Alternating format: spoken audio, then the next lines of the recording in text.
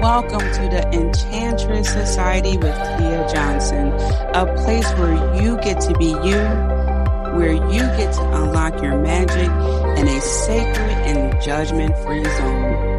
The Enchantress Society is your witchy sisterhood of enchanting women who guides and supports you along your spiritual journey from the mundane to the magical. I invite you to sit for a spell as I interview guests and spill the spiritual tea on how we can create the magical life we deserve. Hello and welcome back to another amazing episode. I have a really cool guest who I cannot wait to introduce you to, Lauren Raske. And we are going to be talking about the Ghostly Circus, and she is a creative producer for the Ghostly Circus. And if you remember, I talked about it on a previous episode, and I'll post the link for that as well, where I just really had a good time. So I'm so happy to have connected, or Lauren actually reached out to me, so I'm glad that we connected. And so here we are. Lauren Raske is a variety performer and producer specializing in fire arts, staff, and curating entertainment experiences. Professionally performing since 2006, her repertoire ranges from solo shows at special events to programming full seasonal residencies with casts of artists from a multitude of disciplines as her company, Seven Textures, that also offers costuming and stage event design. Lauren teaches flow props and fire safety and consults on performance development, including establishing open flame permits with the Philadelphia Fire Code Unit and fun projects like choreography, amateur synchronized swimming acts. Her passions are site-specific theater, such as showcase event, the Ghostly Circus, morphine, interactive stages, and community art projects. Welcome, Lauren. Hi, Steve. Thanks for having me.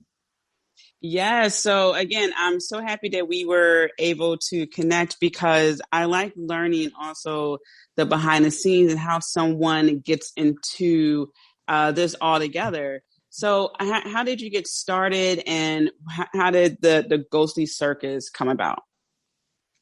So that's two questions, right? Mm-hmm. Okay, cool. So yeah. I my personal journey started in more traditional fashion production, especially evening wear and wedding dresses, and I specialized in styling for fashion shows and photo shoots and that sort of thing. And while I was in college, I, as a sculptor as well, and textiles is a one of my favorite materials to sculpt with.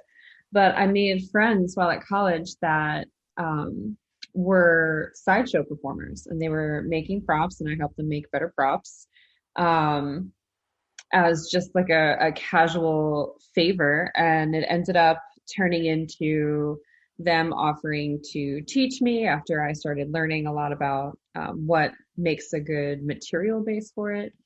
And I was shown a particular movement called poi, which is traditionally a Polynesian dance. It's a very expressive dance where gestures have meaning in a really beautiful way. It's not usually done on fire in that regard, but it has evolved over the world. And, I've found that everybody kind of loves fire. And in learning this art form, I was hanging around people, and people just started asking me to come, perform this prop at their event. And it kind of organically started from there and kind of started escalating. So, and people loved the experience, and it got to a point where I had people saying like, "Oh, we love what you're doing. Can you come back and bring more people with you?"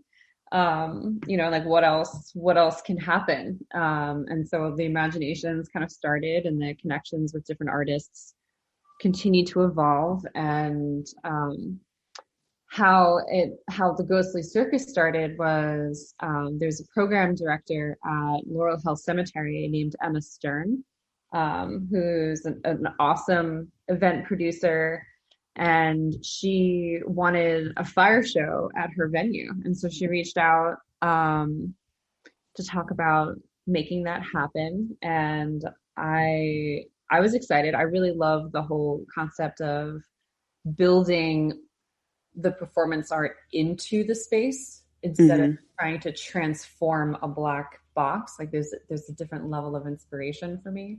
And so I got excited and I was like, oh, okay, well, hey, if we're going to do this, let's like do a real show. Let's do something more than just a casual, like 15-minute presentation. And that was the first year. That was 2014, 2013, 14, I think 14. Wow. Yeah. That's really cool. I love hearing stories where you're doing something that you love. It grows from there. People love what you do on top of that. And they're saying, yeah, bring more people. We love this. And then it's like you were in that space for that opportunity to arrive. And I do love that you use what's around you. And you're right, it is a different level of inspiration. I know when I went to the last Ghostly Circus, I just thought, man, how cool is this to use what's already there? It's like you get a newfound appreciation for what's there. And then also you're enjoying wonderful acts at the same time. It's like a twofold win-win for everyone. Exactly. I'm kind of look at it as if it's a historical fiction tour. I like that. Yeah. No, absolutely. And even with that inspiration and how you use fire, was that something that was always there, or just being in the mix with fire? Was that something that was always there? Something that you saw somewhere? It's like, oh, you know what? That'd be something to really bring into the mix. No, I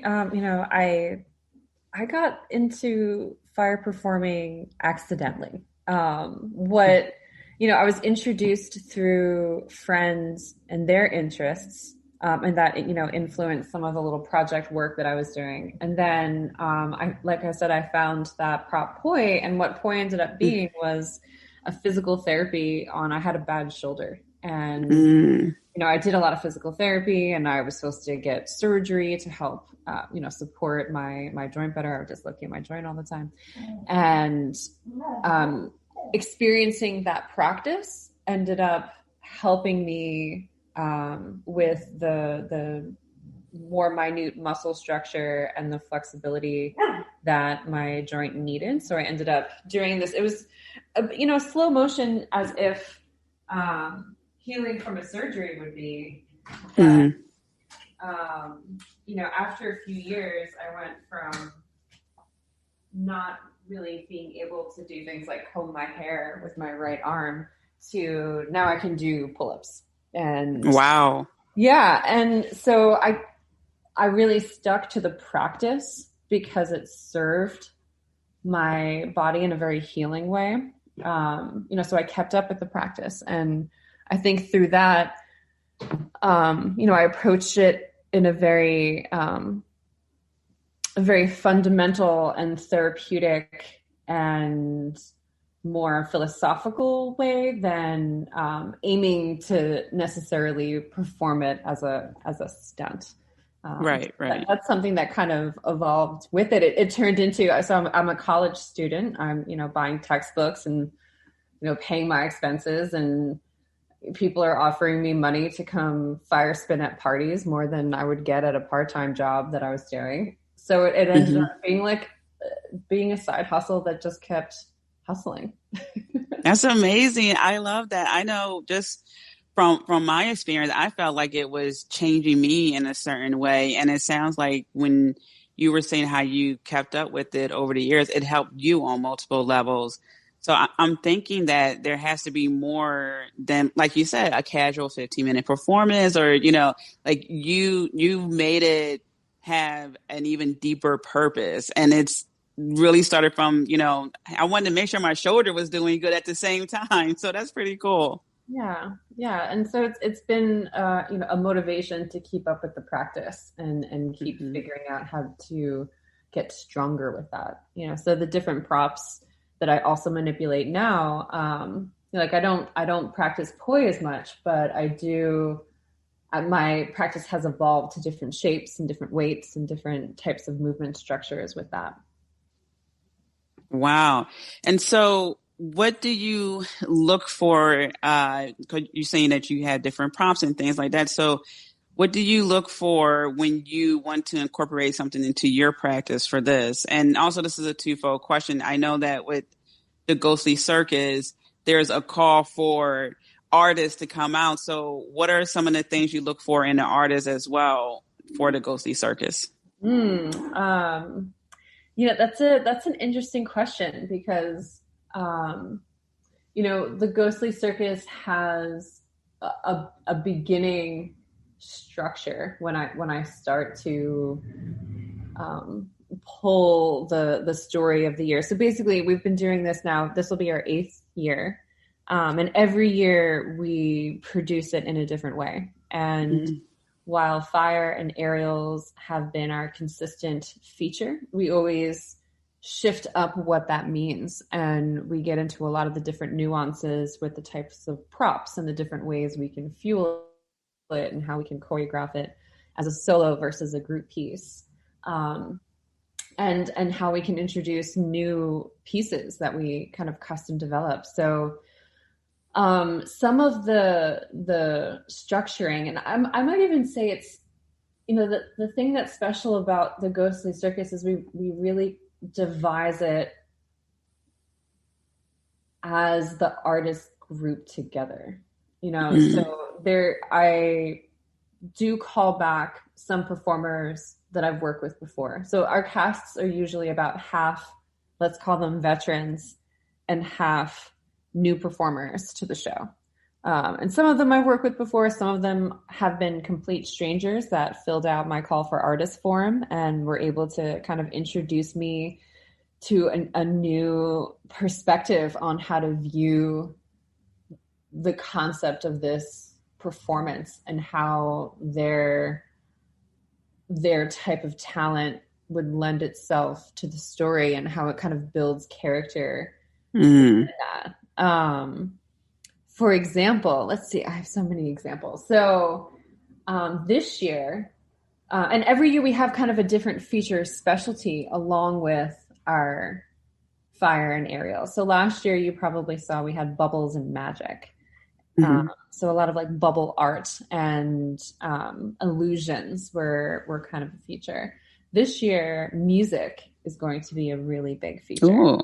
Yeah, I'm really excited. And like, here's an example of somebody that I've two of the 3 of my featured musicians this year, I didn't know before, I hadn't met before, and they contacted me through this call for artists. And one of them is a singer-songwriter that is also a fire performer.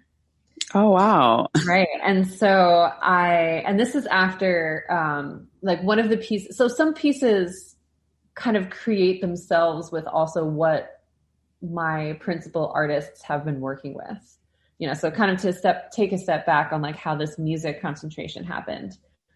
Is I have this wonderful collaborator. Her name is Annika Michaels, and not only is she a beautiful aerialist that just kind of floats there somehow, so strong, but she's also an incredibly accomplished composer and has performed the cello with us in previous years and have created music that just kind of helps speak to the story beautifully. And so this year we were talking about opening our aerial show. This is a kind of like a sneak peek hint of what you might see. So our feature shows are opening with a musical act performed by our stump performers. So she's going to be both composing music live right with us and climbing and performing on the aerial apparatus.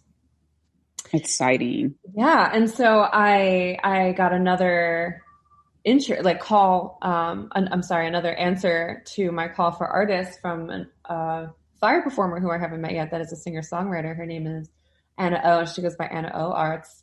And so then I have this vision of also starting the fire show with a musical interlude. I got really excited about that. And she's performed as a musician and she's performed as a fire performer. And she's always fantasized about how that would work together. But so now we can collaborate on how to make that possible. And we're doing it. And I'm very excited. And then so I have a third musician that reached out to me that composes live music, typing out code on her computer, using her computer as a synth. Wow. A whole different level of like what music making looks like. You know, we'll be projecting her live coding as she does this. So, you know, that's three completely different ways that music is going to be presented and made and experienced in this particular show that I'm really excited about. And so like those little, the notes of the music just kind of kept coming in brighter and stronger as the artist interests conversations happened, and it kind of devised itself that way. And we're also doubling down on the dance party because we didn't get to do one last year. Yeah.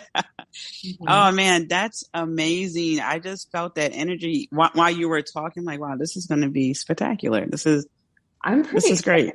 Yeah, this is, you know, every year I kind of say, oh, this is the latest and greatest, but it kind of is. You know, we get a little bit better at building. We get a little bit wider in the types of connections with other artists we can make, and it makes each year unique and different and special. You know, and so I'm very excited to see how that plays out in this, and especially because we're kind of developing it into a choose your own adventure experience. So a little under half of the showtime is more specifically main stage, but the other half of the experience, you get to wander on the grounds and see what you come across. And we have performers, we have so many art installations this year. I'm so excited. Oh, yeah. I remember last year I felt like, or 2 years ago, however, 2020 felt like it was forever, but the last Ghostly Circus I felt like it was a little bit like that too. There was the performer, and again, that aerial performance was amazing.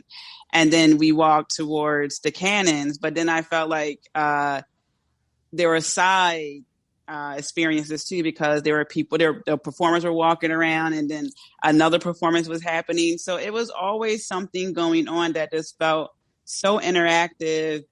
And like you said, it's like a historical traveling portion too. So it's like you're literally in that zone for that time. You forget where you are.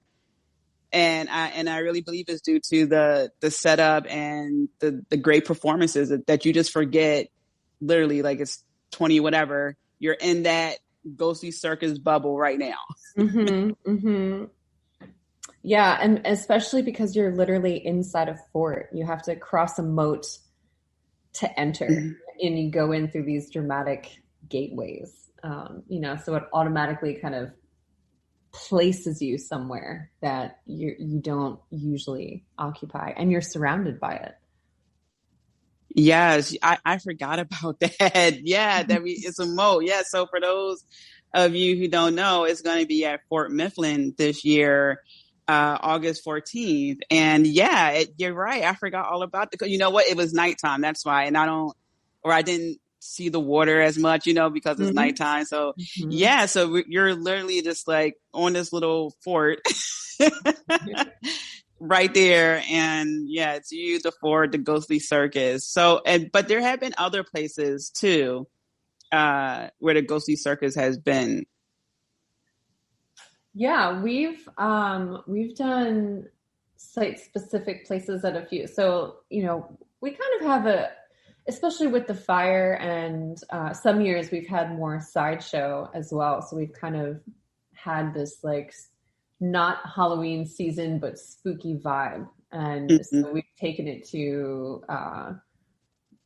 what is it, Greenwood Cemetery in Brooklyn with Atlas Obscura. And we did a couple of placemaking things with them, and as people have been enjoying our shows, they've been inviting us and asking us to activate other spaces. So we've brought that kind of site-specific immersion stories to Camden, New Jersey for a, what do they call those events? They're, I'm forgetting their name. Is it like when they reenact history that? No, it's like it's public park parties. It's through it's through the Connect the Lots of Camden. Oh wow, I never heard that. And they have this this night out where they bring in bands and music and projections and art installations and performers and antique car shows. And no one told me about this. I am missing out. I am upset. Yeah, Camden Connect the Lots. It's a really beautiful program. They have a anti-litter program happening right now where they sponsored 6 giant art installations scattered around Camden at places that have been historically terrible for dump sites.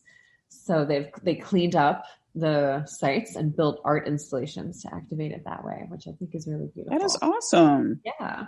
Man.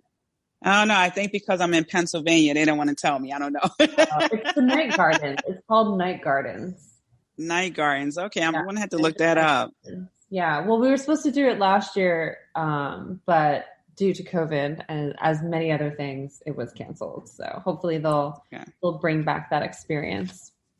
Yes, that's pretty awesome. So where would be some of your say like top 3, or maybe if you don't have 3 or you can't like think of one, like, oh, I don't know. What would be some of your favorite spots that you would love to bring the Ghostly Circus to? I definitely want to bring it to the Philadelphia Art Museum. That's one of my goals, like my local goals. There's in DC in right next to the National Garden and like that Smithsonian Museum neighborhood, they have some Smithsonian gardens. Mm-hmm. And I would love, and the gardens connects multiple museums in that row. So it kind of like sprawls. So I'm fantasizing about bringing in several activation points in the Smithsonian Gardens to kind of sprawl around the National Mall. And this is also something I thought of in the past year and like started ruminating on, so especially the concept of kind of choosing your own adventure and taking your own path, and timing it as you want instead of sitting down in a box in a chair. Right. That's probably not very comfortable. Yeah, right. Yeah, I like that. And so I know this is no easy feat, and there are a lot of moving pieces. What are some of your creative processes, some of the behind the scenes that get you into your zone to help you think, oh, okay, the theme is going to be music, or you know what, in addition to that, it's going to be a choose your own adventure. So how do you get to that point? What was part of your process for that? So the format for the show this year, which is different than we've done before.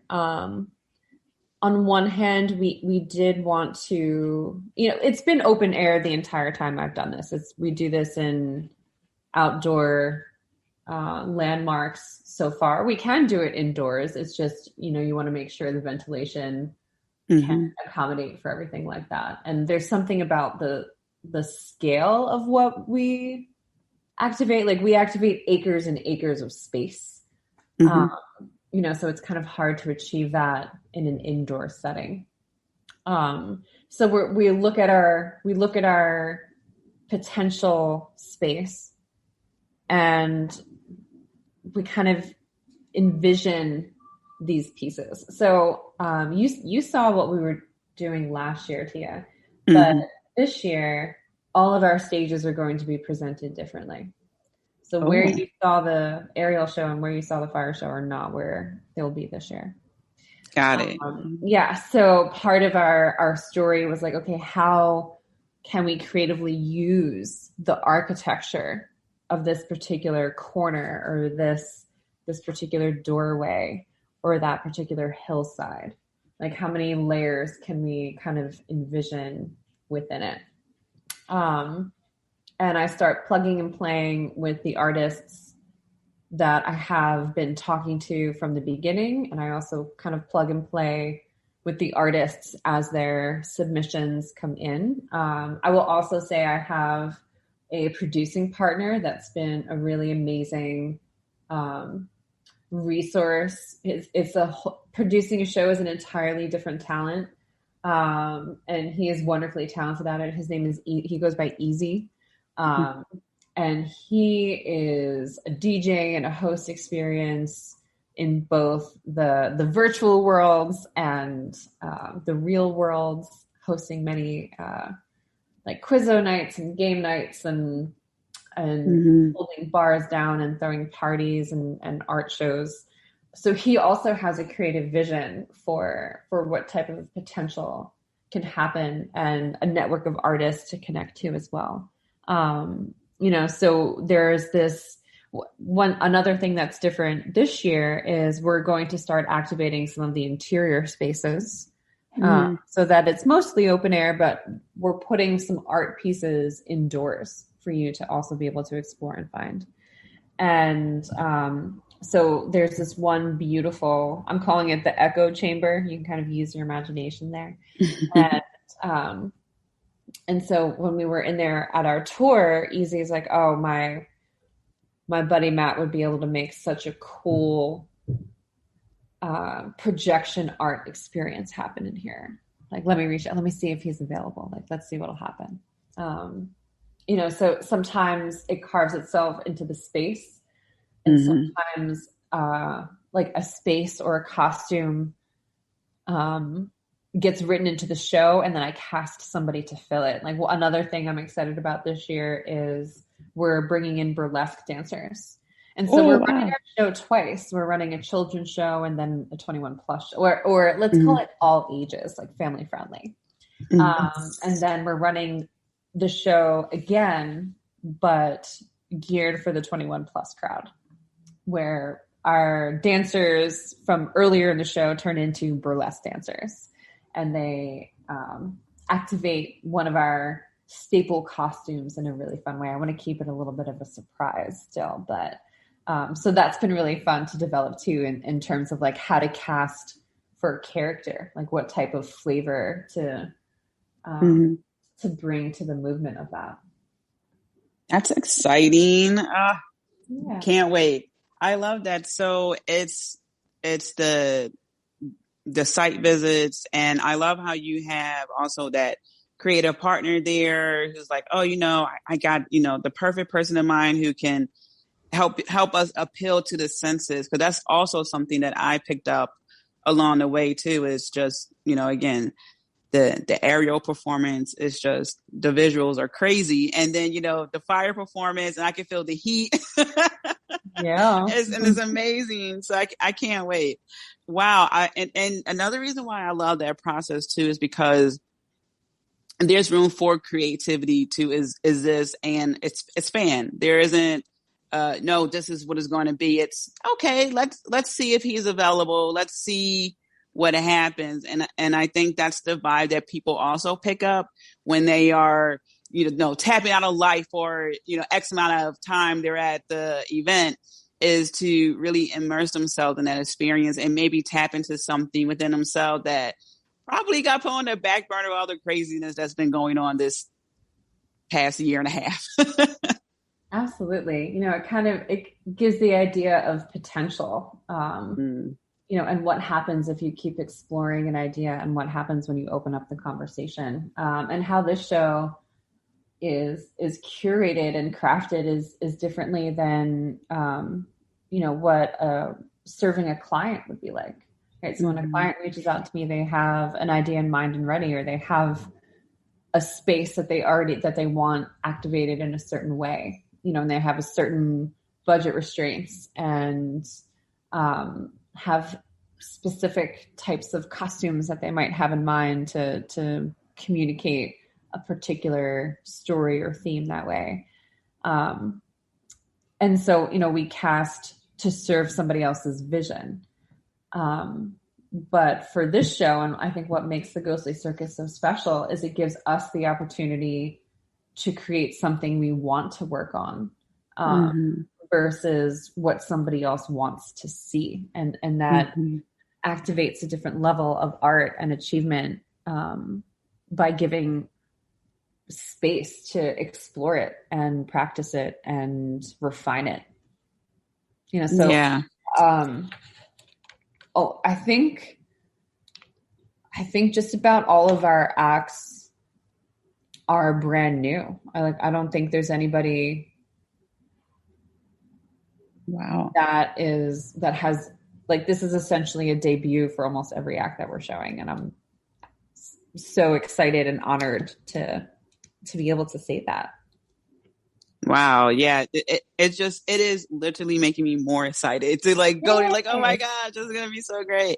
And I have to tell you, the last time I was there, I was looking around in the crowd and it was as if grown people became children because they were just in so much awe. They were just so into the performances. Normally you would see someone on their phones. No, everyone was so captivated.